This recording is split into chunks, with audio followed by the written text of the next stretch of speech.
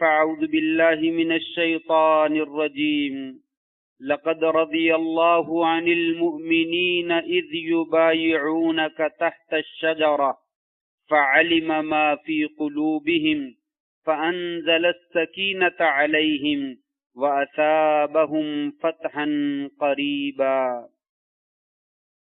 البتہ تحقیق اللہ کریم راضی ہو گئے ان لوگوں سے، ان ایماندار لوگوں سے جس وقت وہ آپ کے ہاتھ پر بیعت کر رہے تھے درخت کے نیچے. اللہ تبارک و تعالی نے ان کے دلوں میں جو کچھ تھا اس کو خوب جان لیا اور ان کے اوپر سکینت کو نازل کر دیا اور انہیں فتح قریب کی بشارت جو ہے وہ عطا فرمائی. نہایت عزت کے لائق سامعین محترم، بزرگوں، دوستوں، بھائیوں، معززات ماؤں اور بہنوں اور بیٹیوں، پچھلے خطبات جمعۃ المبارک میں خلفائے راشدین کی سیرت کے بارے میں ہم بات کر رہے ہیں. ابو بکر صدیق رضی اللہ تعالی عنہ اور عمر فاروق رضی اللہ تعالی عنہ، ان کے حالات زندگی بڑے اختصار کے ساتھ میں نے ذکر کیے. آج کے خطبہ جمعۃ المبارک میں اللہ کی توفیق سے خلیفہ ثالث سیدنا عثمان ابن عفان رضی اللہ تعالیٰ عنہ، ان کے بارے میں کچھ معروضات آپ کے سامنے رکھنے کی کوشش کروں گا. حضرت عثمان رضی اللہ تعالیٰ عنہ، ان کا نام عثمان ابن عفان ہے اور ان کے دادا کا نام ابو العاص ہے بن امیہ بن عبد الشمس بن عبد مناف، اور نبی کریم صلی اللہ علیہ وآلہ وسلم کے داداؤں میں بھی ایک دادے کا نام عبد مناف آتا ہے. گویا کہ حضرت عثمان رضی اللہ تعالیٰ عنہ کا نسب جو ہے پانچویں دادے میں نبی کریم صلی اللہ علیہ وسلم کے دادے کے ساتھ جا کر جو ہے وہ مل جاتا ہے. گویا کہ دونوں ہی ایک ہی دادے کی اولاد.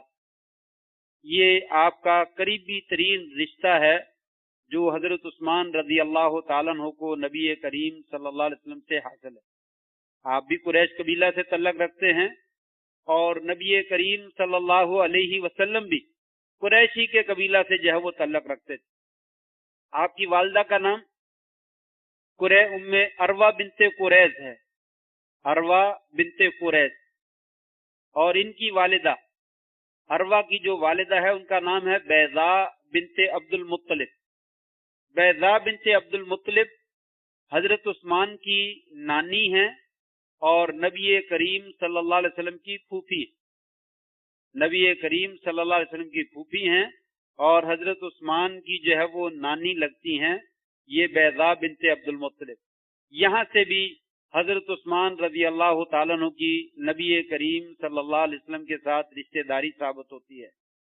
بعض روایات میں عبداللہ کے ساتھ نبی کریم صلی اللہ علیہ وسلم کے جو والد عبداللہ تھے ان کا رشتہ بھی آپ کی نانی بیضاء کے ساتھ جو ہے وہ ثابت، اس اعتبار سے بھی ان کی رشتہ داری جو ہے وہ بنتی. یہ آپ کا نام ہے. آپ کی ولادت نبوت کے یا عام الفیل کے جس سال فیل کا واقعہ، ہاتھی والوں کا واقعہ پیش آیا، ابرہا نے جو ہے وہ بیت اللہ پہ چڑھائی کی تھی، اس سال کے بعد چھٹے سال میں حضرت عثمان رضی اللہ تعالیٰ عنہ کی ولادت ہوتی ہے. نبی کریم صلی اللہ علیہ وسلم کی ولادت بھی عام الفیل کے بعد ہوتی ہے اور حضرت عثمان کی چھٹے سال جو ہے وہ ولادت ہوتی ہے. آپ کا اسلام، آپ صادقین الاولین من المہاجرین میں سے اولین اسلام لانے والوں میں آپ کو بھی شرف حاصل ہے. یعنی نبوت کے تقریباً پہلے سال ہی آپ نے جب اپنی نبوت کا اعلان کیا تو ابو بکر صدیق ایمان لے آئے، خدیجہ رضی اللہ عنہا وہ ایمان لے آئی، حضرت علی ابن ابی طالب رضی اللہ تعالیٰ عنہ وہ ایمان لے آئے، اور بلال حبشی رضی اللہ تعالیٰ عنہ یہ ایمان لے آئے. اس طرح بے شمار لوگ آغاز میں جو ہے وہ مسلمان ہوئے. اسی اثنا میں ابو بکر صدیق رضی اللہ تعالیٰ عنہ کی تبلیغ سے حضرت عثمان مسلمان ہو. ایک دفعہ ابو بکر صدیق حضرت عثمان کے پاس گئے، کہنے لگے عثمان तुम बड़े दाना आदमी हो, बड़े जीरक और बड़े दानश्वर हो, तुम्हें अच्छाई और बुराई की अच्छे तरीके से तमीज है, तुम हक और बातिल को बड़े खूबी से जो है वो पहचान सकते हो। तुम देखते नहीं तेरी कौम और तुम जिन बुतों की पूजा करते हो, इन्नहा अहजार, ये तो अहजार हैं, अस्सम्मा, गूंगे बहरे, ना ये बोलते हैं ना ये सुनते हैं, ला तस्मा वला तुबसिर, ना ये सुनते हैं ना ये देखते हैं, ला तदुर्र वला तनफा, ना ये नुकसान देते हैं ना ये किसी को फायदा देते हैं, फिर भी इनकी पूजा करते हो। उस्मान कहने लगे बात तो ऐसे ही है, ये है तो गूंगे ही हैं, ये है तो बहरे ही हैं और नफा और नुकसान भी जाहिरी तौर पर नहीं देते। फिर अबू बकर सिद्दीक ने कहा तो फिर तुम क्यों नहीं नबी अकरम सल्लल्लाहु अलैहि वसल्लम के पास जाते, उनकी बात तो सुनो। अल्लाह तबारक व तआला ने आपको सारी कायनात के लिए नबी बनाकर भेजा है, तुम जाओ तो सही, उनकी बात सुनो, अगर अच्छी लगे कबूल कर लेना, नहीं तो छोड़ देना। हजरत उस्मान कहने लगे ठीक है मैं जाता। चुनाचे हजरत उस्मान रजी अल्लाह तआला अन्हु नबी करीम सल्लल्लाहु अलैहि वसल्लम के पास तशरीफ लाते हैं। आप सल्लल्लाहु अलैहि वसल्लम हजरत उस्मान से कहा तुम अल्लाह की पुकार का जवाब क्यों नहीं देते? वो अल्लाह तबारक व तआला जो आपको जन्नत की तरफ दावत देता है, आओ और इस्लाम कबूल करो और अल्लाह की बात मानो और उसके रसूल की बात मानो। मुझे अल्लाह तबारक व तआला ने तेरी तरफ भी और तेरी सारी कौम की तरफ रसूल बनाकर जो है वो बूझ फरमाया। चुनाचे आपने चंद बातें की। हजरत उस्मान रजी अल्लाह तआला फरमाते हैं कि मैं अपने जिस्म पर कंट्रोल ना कर सका और उसी वक्त जो है वो मैंने कलमा पढ़ा और मैं मुसलमान हूँ। ये उनका इस्लाम का वाक़या है और ये इब्तिदाई इस्लाम ज़माने इस्लाम का है। गोया के कुरान मजीद की जो आयत मैंने पिछले जुमा में पढ़ी थी, वस्साबिकून अल-अव्वलून मिनल मुहाजिरीन वल अंसार वल्लज़ीन तबअूहुम बिइहसान रज़ियल्लाहु अन्हुम व रज़ू अन्हु, जो इस्लाम में सबकत ले जाने वाले सहाबाए किराम मुहाजिरीन में से हैं, अंसार में से हैं, अल्लाह उनसे राजी हो गया। उनमें अबू बकर सिद्दीक भी शामिल हैं, उमर फारूक भी शामिल हैं और हजरत उस्मान भी शामिल हैं रज़ी अल्लाह तआला अजमईन। ये साबिकीन अल इस्लाम हैं और हिजरत करने वाले हैं। तो गोया कि अल्लाह तबारक व तआला ने इनको वो एजाज बख्शा है जो दूसरे लोगों को जो है वो अता नहीं किया गया। मुसलमान हो गए। जिस तरह दूसरे सहाबाए किराम ने इस्लाम के बाद मुश्किलें और शिद्दतें और तकलीफें बर्दाश्त की, इसी तरह हजरत उस्मान को भी बड़ी शिद्दतें बर्दाश्त करना पड़ी। इनके चचा हकीम बिन अबिल आस या हकम बिन अबिल आस, उन्होंने इनको पकड़ लिया और रस्सियों से बांध दिया और कहा तुम्हें उस वक्त तक छोड़ना नहीं है जब तक तुम अपने दीन से वापस ना आ जाओ। तो हजरत उस्मान रजी अल्लाह तआला कहने लगे वल्लाहि ला अदहु अबदा, अल्लाह की कसम मैं तो कभी भी इस दिन को नहीं छोड़ूंगा, तूने जो करना है करना। बाद तारीखी रिवायात में है उनको चटाई में बंद करके नीचे से धुआं छोड़ दिया जाता और उनको धुएं की जो है वो सजा दी जाती। लेकिन हजरत उस्मान रजी अल्लाह तआला जब बाज ना आए तो फिर उनके चचा ने देखा कि ये तो अपने दीन पे बड़ा मजबूती से डटा हुआ है, फिर उन्हें छोड़ दिया। इस तरीके से हजरत उस्मान ने भी आगाज में दूसरे मुसलमानों की तरह जो है वो तकलीफें जो है वो बर्दाश्त की। ये इस्लाम का वाकया है। इसके साथ साथ अल्लाह तबारक व तआला ने इस्लाम लाने के बाद हजरत उस्मान रजी अल्लाह तआला अन्हु को बेशुमार एजाजात से जो है वो नवाजा है, बेशुमार खूबियों से, बेशुमार फजाइल से जो है वो नवाजा है। उनमें से पहली खूबी, आप रजी अल्लाह तआला को ज़िन्नूरैन कहा जाता है। याद रहे ये कोई कुरान मजीद की आयत नहीं है कि आपको ज़िन्नूरैन कहा जाता, कुरान से साबित नहीं, ये किसी हदीस से भी साबित नहीं है कि आपको ज़िन्नूरैन जो है वो कहा जाता है। बाद में आने वाले उलमा ने, ताबईन ने, तबा ताबीन ने जिक्र किया है। सुनुल कुबरा बहकी के अंदर भी रिवायत मौजूद है और उम्दतुल कारी के अंदर भी एक रिवायत मौजूद है कि किसी ने बाद ताबईन से पूछा कि आपको ज़िन्नूरैन क्यों कहा जाता है, तो उन्होंने कहा इसलिए कि नबी करीम सल्लल्लाहु अलैहि वसल्लम की दो बेटियां आपके घर में और हमारे इल्म के मुताबिक आदम अलैहिस्सलाम के जमाने से लेकर آج تلک کسی انسان کو کسی نبی نے اپنی دو بیٹیوں کا رشتہ نہیں دیا. آدم علیہ السلام سے لے کر آج تلک دو بندوں سے یہ بات ثابت ہے. عمدۃ القاری میں بھی اور بحقی کے اندر بھی دونوں ذکر کرتے ہیں کہ ہمارے علم کے مطابق آدم علیہ السلام سے لے کر نبی کریم صلی اللہ علیہ وسلم تک جتنے بھی انبیاء ہیں ہر نبی نے اپنی بیٹیوں کی شادی کی ہے، لیکن ایک ایک بندے کو ایک ایک بیٹی دی ہے. کسی نبی نے دو بیٹیوں کا رشتہ نہیں دیا. عثمان وہ اکیلا شخص ہے جس کو نبی نے دو بیٹیوں کا رشتہ دیا ہے. اس وجہ سے ذی النورین جو ہے وہ کہا جاتا ہے. بعض لوگ یہاں پہ جو ہے وہ وسوسہ ڈال دیتے ہیں اور شبہ چھوڑ دیتے ہیں. جب نبی کی دو بیٹیاں ملنے والا نور والا بن جاتا ہے، بیٹیاں نور ہیں تو نبی نور کیوں نہیں؟ یہ استدلال ہے. میں نے پہلے ذکر کیا کہ یہ نور والی بات جو ہے یہ قرآن اور حدیث سے ثابت نہیں ہے، یہ لقب ہے. ایک اعزاز کے طور پر لقب دیا گیا. کس نے دیا ہے یہ صراحت کے ساتھ معلوم نہیں ہے، لیکن اس کی وجہ یہ ذکر کی کہ نبی کی بیٹیاں آپ کے گھر میں ہیں، اس لیے دو نوروں والا جو ہے وہ کہہ دیا گیا. یہ تو سیم اسی طرح کی مثال ہے کہ انسان جب کسی کو آتا ہے، اپنا انسان کے گھر میں کوئی مہمان آتا ہے اور قریبی رشتہ دار ہوتا ہے یا قریبی دوست ہوتا ہے اور بڑی گہری محبت ہوتی ہے، تو آپ کہتے ہیں ماشاءاللہ ماشاءاللہ آپ کے آنے سے تو ہمارے گھر میں نور پھیل گیا. آپ کے آنے سے تو ہمارے گھر میں نور پھیل گیا، چمک اٹھا ہے، روشن ہو گیا ہے. جب عام بندہ نور ہو سکتا ہے تو پھر نبی کیوں نہیں نور ہو سکتا؟ یہ ایک محاورتاً جملہ ہے، وگرنہ اس کا نور کے ساتھ جو ہے وہ کوئی تعلق نہیں ہے. قرآن مجید میں صراحت کے ساتھ موجود ہے، قل انما انا بشر مثلکم، لوگوں میں تمہاری طرح کا انسان ہوں. صرف یہ ہے انما یوحی الی، میری طرف وحی کی جاتی ہے، تمہاری طرف وحی جو ہے وہ نہیں کی جاتی. مجھے اللہ نے خاتم النبیین بنایا ہے، تمہیں نہیں بنایا.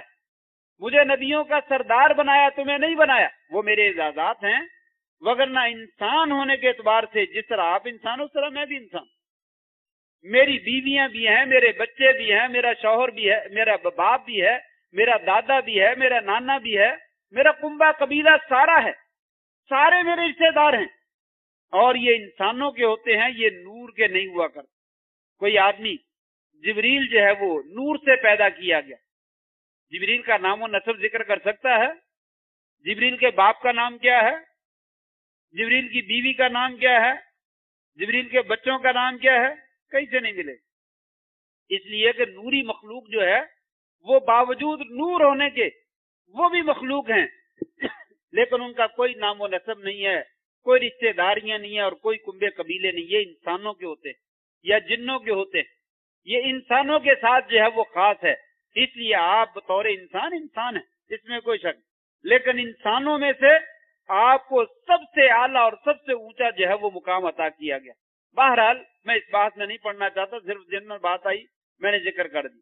تو پہلا اعزاز حضرت عثمان رضی اللہ تعالیٰ عنہ کو یہ حاصل ہے کہ کسی نبی نے اپنی دو بیٹیاں کسی کو رشتے میں نہیں دی ہیں.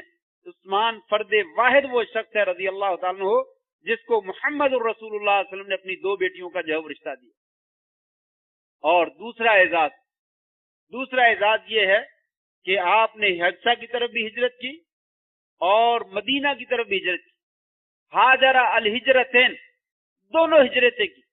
یہ تو بہت سارے صحابہ نے کی ہے، لیکن نبی کریم صلی اللہ علیہ وسلم جب یہ ہجرت کر کے چلے گئے، حضرت عثمان رضی اللہ تعالیٰ عنہ اور آپ کی بیٹی حضرت رقیہ رضی اللہ تعالیٰ عنہ یہ حبشہ کی طرف ہجرت کر کے چلے گئے. ان کی کوئی معلومات نہ پیچھے آ سکی کہ وہ کہاں پہ ہیں، خیریت سے ہیں، کیا ہے. جب دیر ہو گئی تو آپ نے یہ الفاظ ارشاد فرمائے، صاحبہم اللہ، اللہ تبارک و تعالیٰ ان کا ساتھی رہے، اللہ ان کی حفاظت فرمائے. ھذا اول عثمان، یہ عثمان وہ پہلا شخص ہے جس نے حاجر الہجرت بعد لوط علیہ السلام، جس نے ہجرت کی ہے لوط علیہ السلام کے بعد. یعنی میاں بیوی کا یہ پہلا جوڑا ہے جس نے جو ہے وہ اسلام کی خاطر جو ہے وہ اللہ کے راستے میں ہجرت. لوط علیہ السلام کے زمانے سے لے کر درمیان میں جتنے زمانے آئے، اس درمیان میں کوئی ایسا جوڑا نہیں ہے کہ میاں بیوی نے بیک وقت ایک ہی وقت میں دار कुफर को छोड़कर जो है वो दारे इस्लाम की तरफ जो है वो हिजरत की हो या किसी और जगह की जानब हिजरत की हो। उस्मान रजी अल्लाह ताला वो पहले शख्स हैं लूत अलैहिस्सलाम के बाद जिन्होंने जो है वो मियाँ बीवी समेत दोनों ने जो है वो हिजरत किया। ये भी एजाज हजरत उस्मान रजी अल्लाह ताला को जो है वो हासिल। इसी तरह जन्नत की बशारत का एजाज तो कई मौके पे हासिल है। वो अशरम वशरा वाली रिवायत वो तो सही तरीन रिवायत है, उसमें तो आपने 10 सहाबा को बशारत दी। अबू बकर फिल जन्ना, उमर फिल जन्ना, उस्मान फिल जन्ना, अली फिल जन्ना, तलहा व जुबैर व अब्दुर्रहमान इब्न औफ व सईद इब्न ज़ैद इला आखिरी 10 बंदों के नाम आपने जिक्र किए, ये सारे जन्नती हैं। उन्हीं में हजरत उस्मान रजी अल्लाह ताला का नाम दिया। दूसरे नंबर पर हजरत अबू मूसा अशरी रजी अल्लाह ताला अन्हु बयान करते हैं। हजरत अबू मूसा अशरी रजी अल्लाह ताला बयान करते हैं कि मैं नबी करीम सल्लल्लाहु अलैहि वसल्लम के साथ एक आदमी के बाग में मौजूद था, दरवाजा बंद था। फस्तफ्तह रजुलन, एक आदमी ने दरवाजा खटखटाया। नबी वसल्लम ने कहा जाओ उसको इजाजत दो आने की। वबश्शिरहु बिल जन्नह, और उसे जन्नत की बशारत दे दो। चुनाचे अबू मूसा अशरी कहते हैं मैं गया और मैंने जाकर दरवाजा खोला और देखा तो वो अबू बकर सिद्दीक रजी अल्लाह ताला, मैंने कहा अबू बकर मुबारक हो, नबी वसल्लम ने आपको जन्नत की बशारत दी। कहा अल्हम्दुलिल्लाह अला ज़ालिक, अल्लाह का शुक्र है इस बात के ऊपर कि आपकी जुबान नबूवत से हमें जन्नत की जो है वो बशारत मिली। चुनाचे अंदर दाखिल हो गए। थोड़ी देर के बाद दरवाजा फिर खटका। आपने फिर कहा अबू मूसा जाओ और जो भी बंदा हो उसे जन्नत की बशारत दो और उसको अंदर आने की इजाजत। कहने लगे मैं दोबारा गया, मैंने दरवाजा खोला तो बाहर उमर खड़े थे। मैंने कहा उमर मुबारक हो, अल्लाह के नबी सल्लल्लाहु अलैहि वसल्लम ने आपको अंदर आने की इजाजत भी दी है और आपको जन्नत की बशारत भी दी। कहने लगे फिर तीसरी मरतबा फिर दरवाजा खटका। फिर नबी वसल्लम ने कहा मूसा जाओ और इजाजत दो और जाकर उसको जन्नत की बशारत दो। कहने लगे मैं गया और दरवाजा खोला तो बाहर उस्मान इब्न अफ़्फ़ान रज़ी अल्लाह ताला मौजूद थे, मैंने उन्हें भी जन्नत की बशारत। ये दूसरा मौका है जहां पे आप सल्लल्लाहु अलैहि वसल्लम ने इनको जन्नत की जो है वो बशारत। आगे और भी इंशाल्लाह जिक्र आएगा। 4 एजाजात हो गए। 5वां एजाज नबी करीम सल्लल्लाहु अलैहि वसल्लम अबू बकर सिद्दीक रजी अल्लाह ताला अन्हु, उमर फारूक रजी अल्लाह ताला अन्हु, उस्मान गनी रजी अल्लाह ताला अन्हु, ये सभी अफराद ओहद पहाड़ के ऊपर मौजूद। और अचानक जो है वो ओहद पहाड़ लर्जने लगा, हिलने लगा, जैसे जलजला आ जाता है। तो आपने अपनी एड़ी मारी पहाड़ के ऊपर और कहा उस मुतिया ओहद, है ओहद पहाड़ ठहर जा, तुझे नहीं मालूम फइन्ना अलैका नबियुन व सिद्दीकुन व शहीदान, तेरे ऊपर एक नबी मौजूद है और दूसरा सिद्दीक मौजूद है और 2 शहीद मौजूद है। 2 शहीद मौजूद हैं, उमर फारूक रजी अल्लाह ताला अन्हु, उस्मान गनी रजी अल्लाह ताला अन्हु। ये दोनों शहीद हैं। गोया कि आपने पहाड़ के लिए उनकी अजमत का एतराफ भी जिक्र कर दिया और साथ साथ ये पेशीन गोई भी कर दी कि ये दोनों शहीद होंगे। इनको अल्लाह तबारक व तआला शहादत की मौत जो है वो अता फरमाएगा। चुनाचे पहाड़ जो है वो रुक गया। अजीब इत्तेफाक है, हर कोई अपनी मनमानी जो है वो करता है और अपनी मर्जी के बसाव का तर्जमे करता है। शायद याद हो, बड़ी देर हो गई है, मैंने जिक्र किया था। बाज लोगों ने यहाँ पे जिक्र किया है कि नबी करीम सल्लल्लाहु अलैहि वसल्लम को देखकर और सहाबा को देखकर पहाड़ वजद में आ गया। पहाड़ हिलने नहीं लगा, पहाड़ वजद में आ गया। लिहाजा ये धमाल डालना और ये वजद में आ जाना और उल्टा सीधा घूमना और चक्कर काटना जो है ये सुन्नत से साबित। किसकी सुन्नत है? जबल ओहद की साबित। ये वजद का माना किस चीज का है? तहर्रकल जबल के लफ्ज हैं, पहाड़ हिलने लगा। और अगर ये सुन्नत है और वजद में आना दुरुस्त है तो आपको तो चाहिए था कि पहाड़ और जरा हिल, जरा और जोश में आओ, तुमने सही काम किया है। आपने तो एड़ी मार के रोक दिया उसको कि ये काम करने वाला नहीं है, तुझे नजर नहीं आ रहा? अबू बकर की मौजूदगी में, उमर की मौजूदगी में, उस्मान की मौजूदगी में और नबी की मौजूदगी में ये काम कर रहे हो।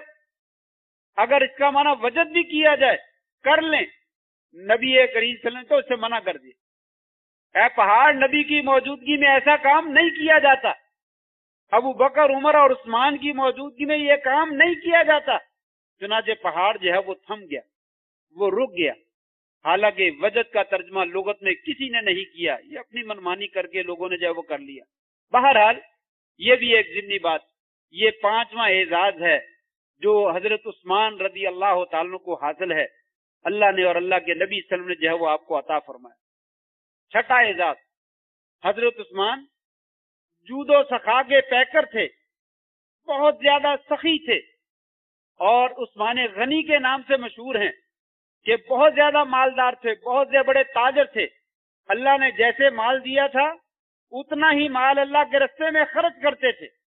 چنانچہ جیش الاسرہ، غزوہ تبوک، مدینہ سے 800 میل یا 800 کلومیٹر کے فاصلے پر واقع ہے، تقریباً 800 کلومیٹر دور جو ہے یہ جگہ موجود ہے۔ آپ اندازہ لگائیں، گرمی کا موسم ہے، سواریوں پہ جانا ہے، خچروں پہ، گدھے پہ، اونٹنیوں پہ، گھوڑے پہ، یہ جو ہے وہ سواریاں ہیں، پھر رستے میں زیادہ راہ کی بھی ضرورت ہے۔ 800 کلومیٹر دور دشمن سے لڑنے کے لیے نکلے تو سامان موجود نہیں تھا۔ آپ نے صحابہ کے سامنے اعلان کیا چندے کی ضرورت، چندہ مانگنا لینا جائز ہے، اور جائز جگہ کے لیے مانگنا چاہیے اور جائز جگہ پہ خرچ کرنا چاہیے، پھر کوئی حرج نہیں۔ اپنے لیے اکٹھا کرتا ہے تو غلط ہے، غلط جگہ پہ خرچ کرتا تو غلط ہے، صحیح جگہ پہ خرچ کرے اور صحیح جگہ کے لیے مانگ لے تو انشاءاللہ کوئی حرج نہیں۔ یہ نبی صلی اللہ علیہ وسلم نے خود مانگا، کہا چندہ دو تاکہ مسلمانوں کو سواریاں مل جائیں، سامان مل جائے اور مسلمان جہاد کے لیے تیار ہو سکیں۔ چنانچہ ہر بندہ اپنی اپنی بساط کے مطابق جو ہے وہ مال لے کر آئے۔ ابو بکر صدیق اور عمر فاروق کا وہ مشہور واقعہ، ابو بکر صدیق سارا مال لے کر آ گئے، عمر فاروق اپنا نصف مال لے کر آ گئے، غازی بن عبد الرحمن بن عوف 8000 درم جو ہے وہ لے کر آ گئے، اور حضرت عثمان رضی اللہ تعالیٰ جہاں دوسرے صحابہ کرام نے حصہ ڈالا وہاں پہ حضرت عثمان نے بھی اپنا حصہ ڈالا۔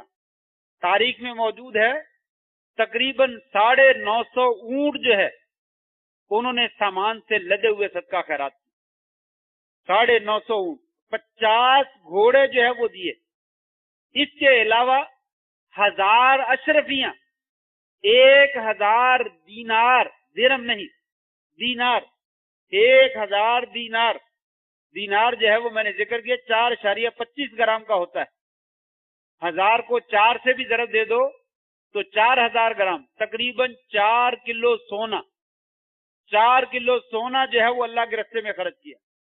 چنانچہ آپ یہ صدقہ خیرات دے کر آپ کا چہرہ دمکنے لگا، خوشی سے چمک اٹھا، اور آپ نے وہ اشرفیاں اپنی جھولی میں ڈال لی اور ان کو ایسے الٹا رہے ہیں، الٹ پلٹ کر رہے ہیں، اوپر سے نیچے کر رہے ہیں، اور آپ نے یہ الفاظ ارشاد فرمائے، ما ذر عثمان ما عمل بعد اليوم، عثمان جاؤ آج کے بعد کوئی بھی عمل نہ کرو، آپ کو کوئی نقصان نہیں ہوگا، اللہ نے آپ کے عمل جو ہے وہ قبول فرما لی، اللہ نے آپ کے عمل قبول فرما لی۔ یہ حضرت عثمان رضی اللہ تعالیٰ کی سخاوت، ما ذر ما عمل بعد اليوم۔ آج لوگ، میں ذکر کروں گا انشاءاللہ، حضرت عثمان کے اوپر بڑے اعتراضات کیے جاتے ہیں۔ پچھلے جمعے میں نے ذکر کیا تھا، لوگوں میڈیا کے اوپر کان نہ دھرو، موبائل کی طرف توجہ نہ لگاؤ، کتاب و سنت کا مطالعہ کرو، موبائل میں علم حاصل نہ کرو، کتاب و سنت سے علم حاصل کرو۔ یہ نام نہاد سکالر اور نام نہاد مفتیان سوائے لوگوں کو گمراہ کرنے کے اور کچھ نہیں کرتے، ان کے خامیاں اور ان کے نقائص تھوڑے تھوڑے تلاش کر کے ان کو اچھال اچھال کر جو ہے وہ بیان کیا جاتا ہے، تاکہ لوگوں کو دین سے، دین کے متوالوں سے اور دین کی حفاظت کرنے والوں سے اور دین کے لیے قربانیاں دینے والوں سے متنفر کر دیا جائے اور دین ختم ہو کر رہ جائے۔ آپ اندازہ لگائیں اس حدیث کا کیا معنی ہے، ما ذر عثمان ما عمل بعد اليوم، جاؤ عثمان آج کے بعد جو مرضی عمل کرو، تمہیں کوئی چیز نقصان نہیں دے گی۔ اور 2 دفعہ بشارت پیچھے جنت کی مل چکی ہے، اور احد پہاڑ کو کہا گیا تیرے اوپر ایک شہید موجود ہے، شہید کا تو خون کا قطرہ بعد میں گرتا ہے، گناہ پہلے معاف ہو جاتے ہیں، اور ان کو بشارت دینے والی شہادت کی وہ شخصیت ہے جن کی زبان نبوت سے کبھی جھوٹ نکلا ہی نہیں ہے۔ نبی فرما رہے ہیں کہ یہ شہید ہے، ہم نے نہیں کہا کہ وہ شہید ہیں، اصل فرما رہے شہید ہیں۔ اس لیے چھوٹی موٹی باتوں پہ کان نہ لگایا کریں۔ یہ ویڈیو سن کر جو ہے اپنے ایمان کو بے ایمانی میں تبدیل نہ کیا کریں، بلکہ کتاب و سنت کا مطالعہ کریں، ان کے فضائل، مناقب، محاسن اور ان کی سیرت کا صحیح مطالعہ کریں کہ اس میں جو ہے وہ کیا لکھا ہوا ہے۔ چھوٹی موٹی غلطیاں میں نے کئی مثالیں دی ہیں، انسان ہے، ہر کسی سے ہو جاتی ہیں، ہر کسی سے ہو جاتی ہیں، کوئی بھی ذات جو ہے وہ معصوم نہیں ہے۔ ابو بکر کی ذات بھی معصوم نہیں ہے، عمر فاروق کی ذات بھی معصوم نہیں ہے، عثمان، علی رضی اللہ تعالیٰ اجمعین، کوئی بھی ذات معصوم نہیں ہے، معصوم عن الخطا نہیں ہے، ہر کسی سے غلطی ہو سکتی، لیکن ان کی جو غلطیاں ہیں معمولی سی ہیں، ان کی کوئی حیثیت ہی نہیں ہے ان کی نیکیوں کے مقابلے، ان کے ایمان کے مقابلے میں، ان کے جہاد کے مقابلے میں، ان کے صدقات و خیرات کے مقابلے میں یہ غلطیاں یا خطائیں کوئی حیثیت ہی نہیں رکھتی ہیں، اس لیے ان کی طرف کان دھرنے کی کوئی ضرورت ہی نہیں ہے۔ یہ بھی اعزاز حضرت عثمان کو حاصل ہے کہ جیش الاسرہ میں آپ نے تعاون کیا تو آپ نے فرمایا عثمان جاؤ، جو عمل کرنا ہے کرو، آج کے بعد تمہیں کوئی نقصان نہیں ہوگا۔ اور پھر اسی طریقے سے مسجد نبوی کی جگہ تنگ پڑ گئی، اس کے لیے وسیع کرنا تھا، آپ نے فرمایا کون ہے جو ہمیں مسجد کے لیے جگہ خرید کر دے، میں اسے جنت کی بشارت دیتا ہوں، میں اسے جنت کی بشارت دیتا ہوں۔ حضرت عثمان آگے بڑھے اور وہ ٹکڑا جو چاہیے تھا اس کی قیمت حضرت عثمان نے ادا کی اور وہ خرید کر وہ جگہ جو ہے وہ مسجد نبوی میں وقف کر۔ آج حضرت عثمان کے خلاف کیا لفظ بولنا چاہیے؟ اپنی زبان گندی کرنے والے اس مسجد میں جا کر نماز کیوں پڑھتے ہیں جہاں پہ پیسہ حضرت عثمان کا لگا ہوا، جس زمین کو عثمان نے جو ہے وہ لے کر جو ہے وہ وقف کر دیا تھا۔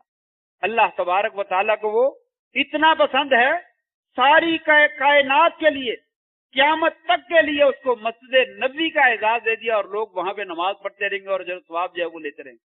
کہا کون ہے جو مسجد نبوی میں اضافے کے لیے جگہ خرید کر دے، میں اس کو جنت کی بشارت دیتا ہوں۔ حضرت عثمان نے وہ خرید کر جو ہے وقف، اور حضرت عثمان کو یہ اعزاز بھی حاصل ہے۔ مدینہ میں ایک کنواں تھا میٹھے پانی کا، کنویں بے شمار تھے لیکن پانی میٹھا ایک کنویں میں تھا۔ بعض روایات میں ہے وہ کسی یہودی کے پاس تھا اور بعض روایات میں ہے کسی مسلمان کے پاس تھا، لیکن مسلمان غریب تھا، اس کا روزگار اسی کنویں سے چلتا تھا، لہذا وہ پانی بیچتا تھا۔ آپ صلی اللہ علیہ وسلم نے فرمایا تھا من حفر بئر زمزم فلہ الجنہ، کون ہے جو یہ بئر، من حفر البئر، کون ہے یہ بئر روما، من حفر بئر روما فلہ الجنہ، کون ہے جو بئر روما کو جو ہے وہ خرید کر وقف کر دے، میں اسے جنت کی بشارت دیتا۔ حضرت عثمان آگے بڑھے، آپ نے جو ہے وہ ہزاروں درہم جو ہے وہ ادا کر کے جو ہے وہ کنویں کو خریدا اور خرید کر جو ہے مسلمانوں کے لیے عام وقف کر۔ تمام صحابہ کرام بشمول اہل بیت کے سب صحابہ کرام اس کنویں سے جو ہے وہ پانی پیتے رہے۔ آج بھی وہ کنواں موجود ہے اور مدینہ میں موجود ہے اور اس کا پانی جاری ہے، اور اس کے ارد گرد ایک بہترین باغ ہے، اس پورے باغ کو آج بھی اس کنویں سے پانی سے جو ہے وہ سیراب کیا جاتا ہے۔ آپ نے فرمایا تھا کون ہے بئر روما کو جو خرید کر وقف کرتا ہے، میں اس کو جنت کی بشارت دیتا۔ حضرت عثمان نے وہ کنواں جو ہے وہ خریدا۔ ٹائم ختم ہو رہا ہے، آخری بات ذکر کر اپنی بات جو ہے وہ ختم کرتا ہوں۔ حضرت عائشہ رضی اللہ تعالیٰ بیان فرماتی ہیں، نبی کریم صلی اللہ علیہ وسلم لیٹے ہوئے تھے، میری چادر اوڑھ رکھی تھی۔ حضرت عائشہ فرماتی میری چادر آپ نے اوڑھ رکھی تھی، دروازہ کھٹکا، آپ نے کہا اندر آنے دو، ابو بکر صدیق آ گئے، آپ نے لیٹے لیٹے ان کی بات سنی اور جو ان کا کام تھا ان کو کر دیا۔ تھوڑی دیر کے بعد وہ چلے گئے، عمر آ گئے، دروازہ کھٹکا، کہا اجازت دے دو، اجازت دی گئی تو حضرت عمر اندر آئے، معاملہ پوچھا اور ان کا حل کر دیا، چلے گئے۔ پھر جو ہے وہ دروازہ کھٹا، آپ نے پوچھا کون؟ کہا عثمان۔ نبی صلی اللہ علیہ وسلم نے حضرت عائشہ سے کہا اٹھو اپنی چادر وغیرہ سنبھالو، کپڑے سنبھالو. آپ خود بھی اٹھ کر بیٹھ گئے. اجمعی علیہ کے سیابہ کے، عائشہ اپنے کپڑے ٹھیک کر لو، سارے چادریں اور بستر اور کپڑے جو ہے وہ درست کر لو، اور سیدھے ہو کر بیٹھ گئے. عثمان آئے، ان کی بات سنی اور ان کی بات جو ہے وہ پوری کر گئی اور وہ واپس چلے گئے. جب وہ چلے گئے تو حضرت عائشہ نے کہا یا رسول اللہ، ابو بکر آئے، عمر آئے، آپ نے کوئی پرواہ نہیں کی، لیٹے لیٹے جواب دے دیا، وہ چلے گئے. عثمان کی باری آئی تو آپ اٹھ کر بیٹھ گئے ہیں اور آپ نے کپڑے سیدھے کر لیے، یہ کیا ماجرا ہے؟ کہا عائشہ، عثمان رضی اللہ تعالیٰ بڑے باحیا ہے، اگر میں ایسے نہ کرتا تو وہ اندر ہی نہ آتے، اور اندر آ جاتے تو اپنی بات ہی بیان نہ کر سکتے، اور میں ان کی ضرورت نہ پوری کرتا، وہ ویسے ہی چلے جاتے. اور ایک روایت میں ہے اللہ استحی تستحی منہ الملائکہ، کیا میں اس شخص سے حیا نہ کروں جس سے آسمان کے فرشتے بھی حیا کرتے ہیں. حضرت عثمان رضی اللہ عنہ کی حیا تاریخ میں اور حدیث کی کتابوں میں مشہور ہے کہ زبردست حیا کے مالک تھے. کہا میں اس بندے سے حیا نہ کروں جس سے آسمان کے فرشتے بھی حیا کرتے ہیں. اصدق امتی حیان عثمان رضی اللہ تعالی. آپ کا فرمان یہ بھی ہے میری امت میں سے سب سے زیادہ حیا کرنے والا اگر کوئی شخص ہے تو وہ عثمان ابن عفان رضی اللہ تعالی. یہ چند ایک فضائل اور مناقب ہیں جو حضرت عثمان رضی اللہ تعالیٰ کو حاصل ہیں، یہ اعزازات ہیں.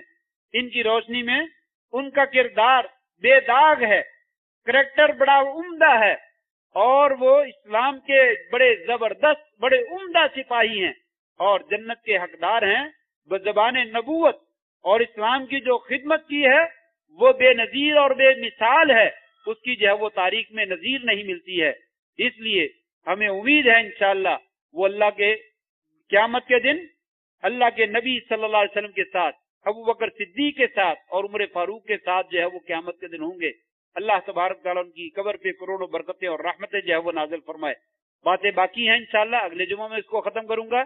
اللہ تبارک تعالیٰ سے دعا ہے اللہ کریم ان صحابہ کرام سے ہمیں بھی سچی محبت جو ہے وہ کرنے کی توفیق نصیب فرما دے، اور قیامت کے دن ہمیں ان کا ساتھ جو ہے وہ نصیب فرما دے، ان کی بھی ان کے درجات بلند فرما دے، اور اللہ تبارک تعالیٰ ہماری جو ہے وہ بخشش کا سامان فرما دے. وآخر دعوانا الحمدللہ رب العالمین.